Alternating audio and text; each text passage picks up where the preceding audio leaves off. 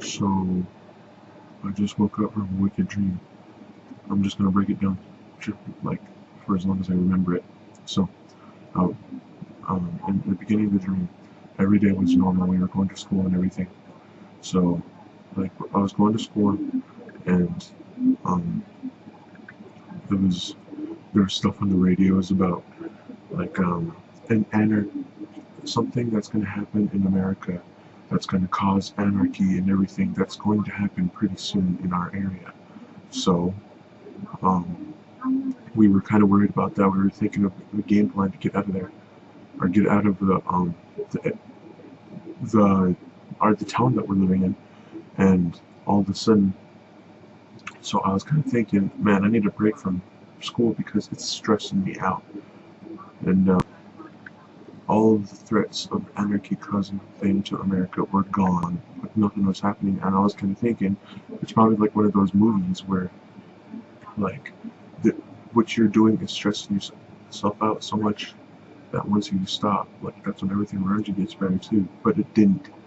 It appears that along with like the thoughts of that, it seemed like they knew that was going to happen. And okay, so that night we were all sitting down, we were all getting ready for bed. We were all in the living room before we were about to go get in bed.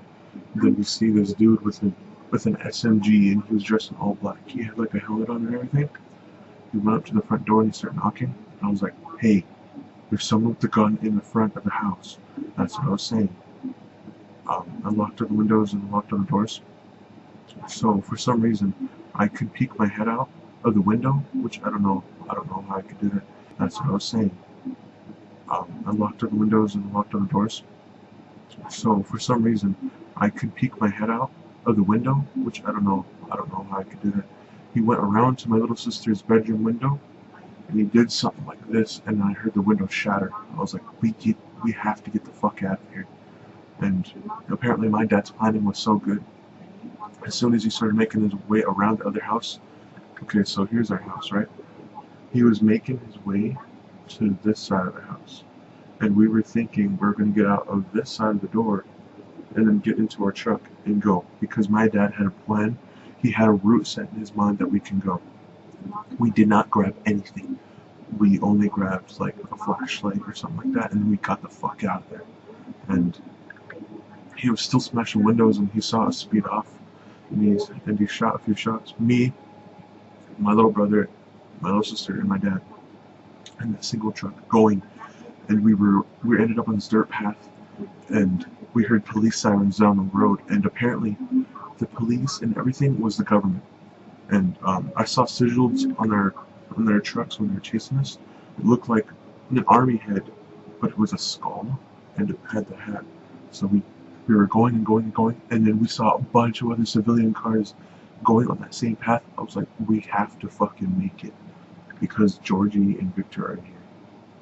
And so we were going, and there was this ramp that was gonna shoot over a fence, and we were so close. We were so close to victory.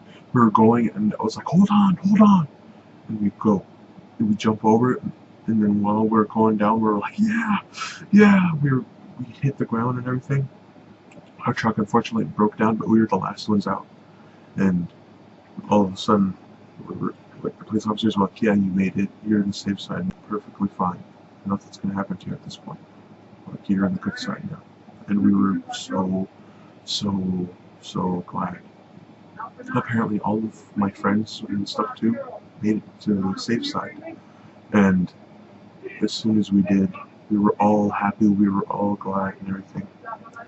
I go to sleep that night, and tell me why I woke up in my house that was apparently on the bad side.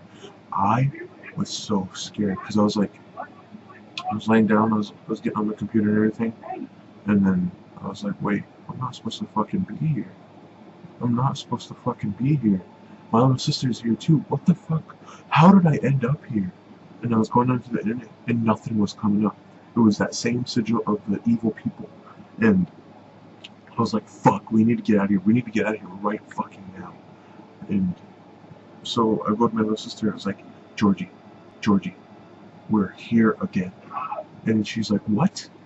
How do we end up here? And we didn't even know. We didn't fucking know. And somehow the truck was still outside where it usually is. And so we start making our way outside.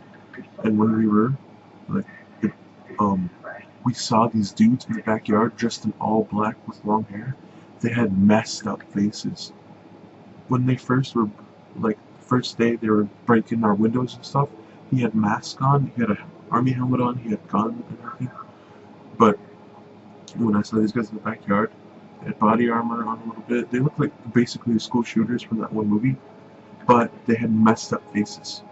And I was like, holy fuck, get down, Jordan. Because they were about to peek into the window. And we were both laying on the floor. And there was people in the backyard, so I was thinking, fuck, I think I need to call, like, I need to call Dad. I pick up the phone, I start dialing, and I press call. And it was like, it was just random. It was random fucking, like, speech. It was like, you are now in a, and then it would switch to like, this is a shit, and then it was, I was like, oh my god, I look at my phone, and it was that sigil on the phone. I was like, fuck, I hung it up, and then I heard coming from all directions, like it was a zombie speech from like Left 4 Dead or something. So me and Georgie opened the door immediately and got the fuck out of there. We got into the truck. I did not know what route to take, so I kept on driving and driving and driving. We just started driving by my buddy Orlando's house, and we almost got surrounded, but I ended up getting a little bit out.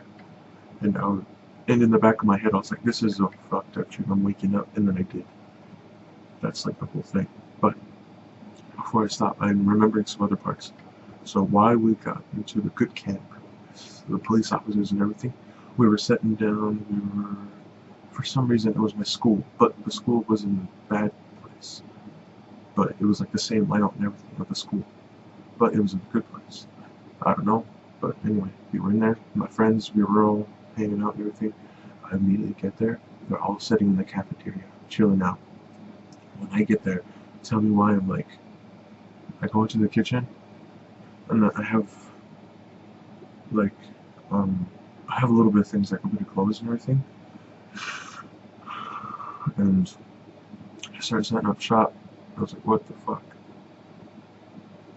And those cooks and stuff were looking at me all funny, and I was kind of thinking, okay, whatever. I start going to the bathroom, and I'm starting to set up shop, like I was gonna go into my room and set up. And I was kind of thinking, fuck, like I don't have a home. I legitimately do not have a home to go back to. My home is lost with bad people. And that was freaking me out. I dropped to my knees, I fell on my shoulder, and I was like crying, man. I was like, fuck, we have no home to go back to, but this is a good place. But I have no more, I don't have a home. I'm not used to this. I'm fucking freaking out. And the people, my friends that were in the cafeteria, they were like, faggot, pussy, why the fuck are you crying, pussy?